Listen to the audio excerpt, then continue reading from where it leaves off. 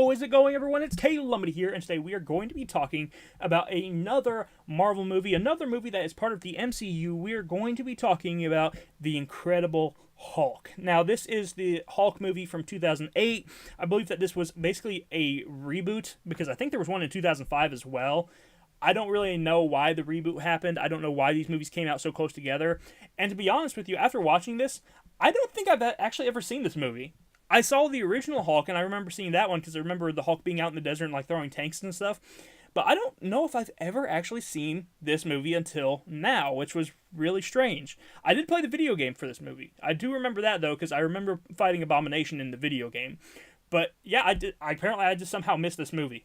But I'm glad I watched it. It's actually really fun and still is a really good movie. It holds up pretty well. The CGI isn't actually too bad in it for the, how old it is. I actually really like the CGI, especially when you see Abomination towards the end and you get to see his, like, the look of him when he's all mutated and stuff and his spine's, like, poking out of his back and everything. Like, he's a really cool looking villain. And this is one of the few times where I think that the movie design of a comic book character looks better than the comic book.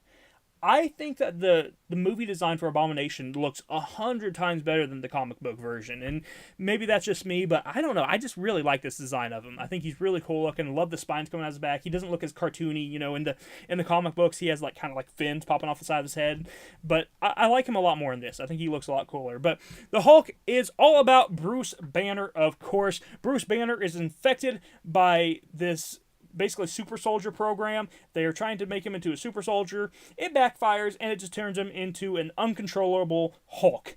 And he escapes this lab, and he is living in some foreign country, and basically he is trying to avoid the government because the government views Bruce Banner as basically their property at this point, because they're like, hey, it's our super soldier serum that's inside him. So since our super soldier serum is inside him, that basically means that his body is ours. That's our research. So he belongs to us. So he's basically trying to avoid the government because he obviously doesn't want to be taken back and dissected by the government. So I think that's a pretty reasonable request, to not be dissected by the government. But so Bruce Banner's trying to hide this entire time, but he is also trying to get his way back to the United States because he wants to find a cure. He doesn't want to be the Incredible Hulk. He wants to be free of this radiation. He wants to be free of this super soldier serum that they've injected into him. He wants to be a normal human again and have a normal life. He has a girlfriend in this that he loves, and he really can't spend any time with her. He can't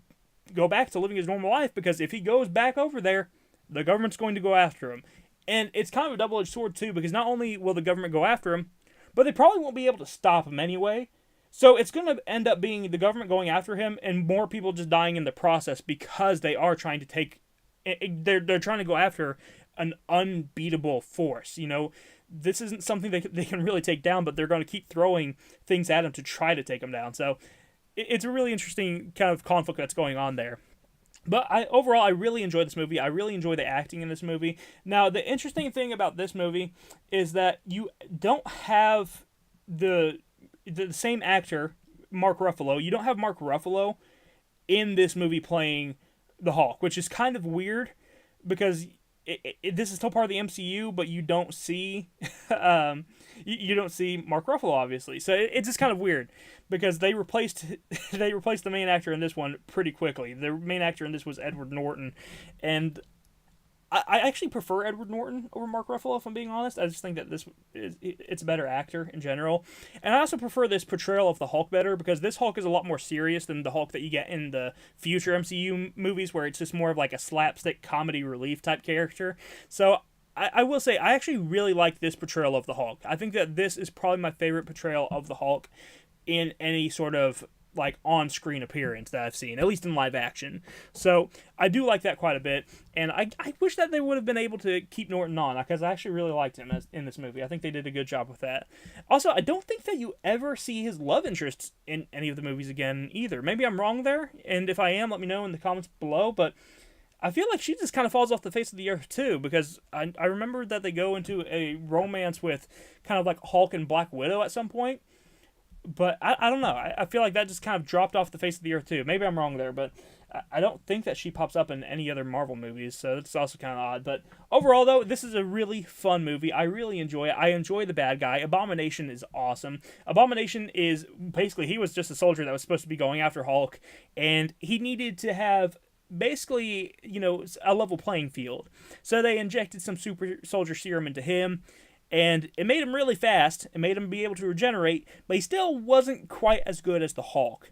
So, they he finds someone else, another scientist. I don't want to go into it too much. I don't want to talk about who the scientist is because I don't want to spoil, heavy parts of this movie or anything like that. I try not to give away major spoilers in these reviews. So I will say, he meets another scientist who has some of Hulk's DNA, and this scientist is very willing to put more DNA, more of this irradiated DNA into Abomination and basically make Abomination.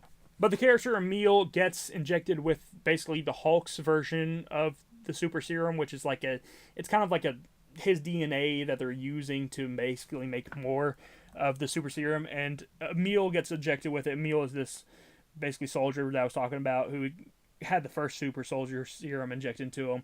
But then once he gets the second one, it makes for a really bad combination and turns him into Abomination.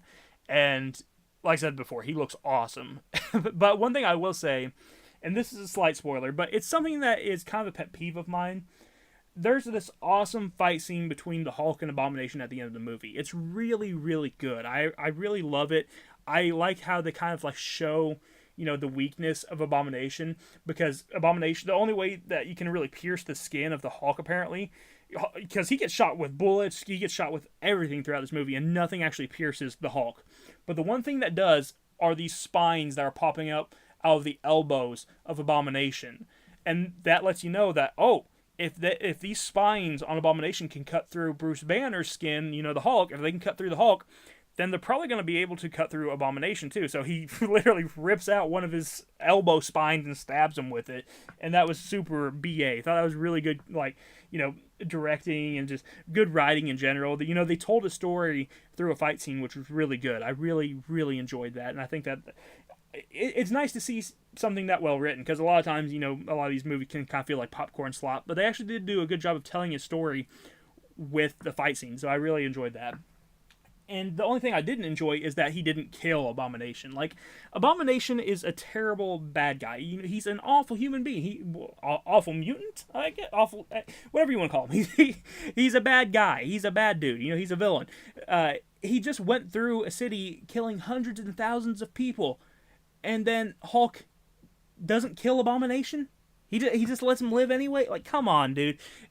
There gets to a point where just you really expect me to believe that Hulk wouldn't just kill this guy after this guy just went on a rampage, through his city. But whatever. I guess it is what it is. But I always hate the trope of the good guy being too heroic and too good to take out the bad guy. I always hate that trope. I think it's such a lame trope. It's just no, bro, if you have a chance to never deal with this guy again, and you literally have a chance to save more lives by taking him out, then you take him out. It makes sense. But yeah, good. It's that trope. Good guy can't do any killing. That's bad. Even though I'm pretty sure that with all the things that Hulk was doing earlier in the movie, he was killing plenty of other people. So I don't know why he draws the line at Abomination, but whatever. That would be my only complaint of the movie.